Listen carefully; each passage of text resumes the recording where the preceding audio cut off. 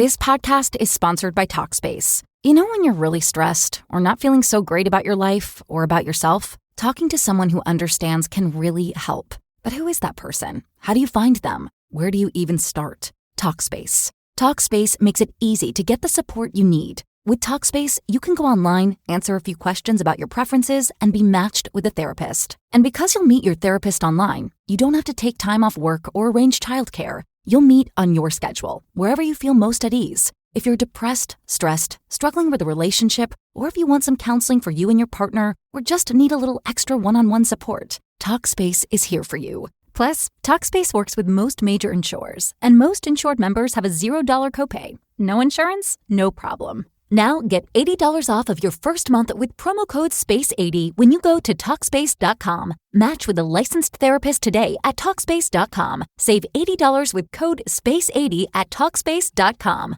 All right, folks, we're back, ready for another deep dive. Let's do it. This week, we're breaking down a game that really shook things up in the NFC South.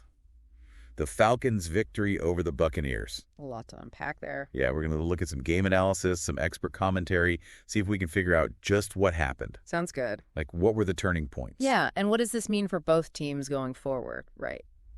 Big questions.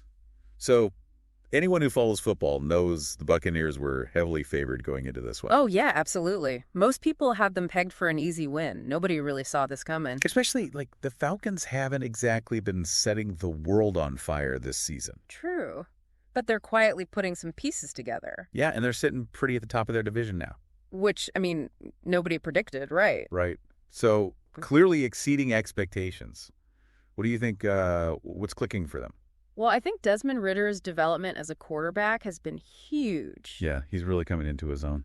In this game especially, his ability to extend plays was impressive. And I don't just mean scrambling. He was keeping his eyes downfield, buying time for receivers to get open. He wasn't panicking under pressure. Not at all. That kind of awareness, it's a sign of real growth. You don't always see that from a young quarterback. Absolutely. But Ritter wasn't the only standout. Yeah. What about Bijan Robinson? The guy's a beast. Oh, yeah. Robinson's a powerhouse. And that's what makes this Falcons offense so dangerous. They can beat you with Ritter's arm, they can beat you with Ritter's legs, and they can just pound you into submission with Robinson. Yeah, you make a good point there. It's like, how do you even game plan against that? Exactly. You just don't know what they're going to do next. And speaking of surprises, can we talk about Kyle Pitts? 2 touchdowns. What happened there? Right. He was a highly touted prospect coming out of college, but he's had kind of a slow start to his pro career. It's like he just disappeared, right? Kind of, yeah. So this performance, it was a statement. It was a reminder of his potential.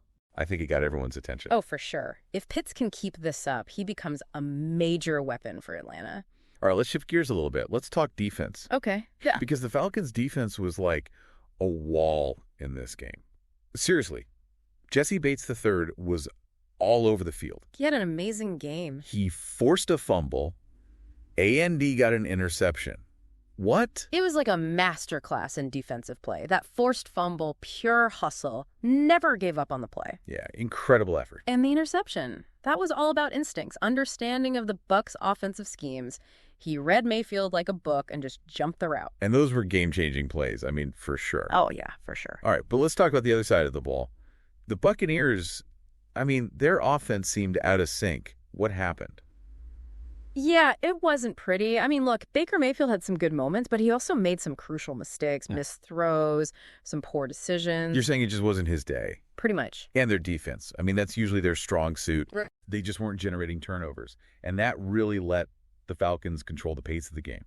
Yeah, it seemed like Atlanta was really exploiting some mismatches in the Bucs' defensive scheme, particularly in the secondary, finding holes in the coverage, taking advantage of missed assignments. So bottom line, where does this win leave the 2 teams in the NFC South? Well, the Falcons are in control right now. They're sitting atop the division. Makes sense. They've got a 1-game lead. This win, it sends a message to the rest of the division. The Falcons are a force to be reckoned with. You think they have a real shot at the playoffs? Oh, absolutely. If they can keep playing at this level, they're going to be a tough out. That's exciting. Yeah. But, it's still early in the season, right? Anything can happen. Always does. The Bucs, though, they need to figure some things out. They need to get their offense back on track, or a playoff spot is looking pretty far off. No question. So, to recap, The Falcons won because of a balanced offense, suffocating defense, and key players stepping up when it mattered most. The Buccaneers, well, they've got some work to do. They do. So as you watch the rest of the season unfold, here's something to think about. Can the Buccaneers make the necessary adjustments to close the gap with the Falcons? Will the Falcons be able to maintain this momentum? So many questions. I know, right? This divisional race, it's going to be one to watch. It's going to be a wild ride. Thanks for breaking it all down. And me, Term. And for all you listeners out there, keep those helmets strapped on. We'll be back next week with another deep dive. Today is your lucky day. Today is the day that our $3 website works for you, paying you directly to your PayPal daily. Imagine $3 ongoing continuous payments to your PayPal account. Imagine falling asleep and waking up to $300 in your PayPal account. How would this make you feel? How could this help you? What bills could you pay? What kind of fun could you have? What does that retirement look like now? All for a one-time payment of $3. This website is DFY done for you, fully built and completely hosted, and never stops collecting payments for you. You have spent $3 on coffee on a regular, but that coffee won't help you create multiple streams of income. Click the link below.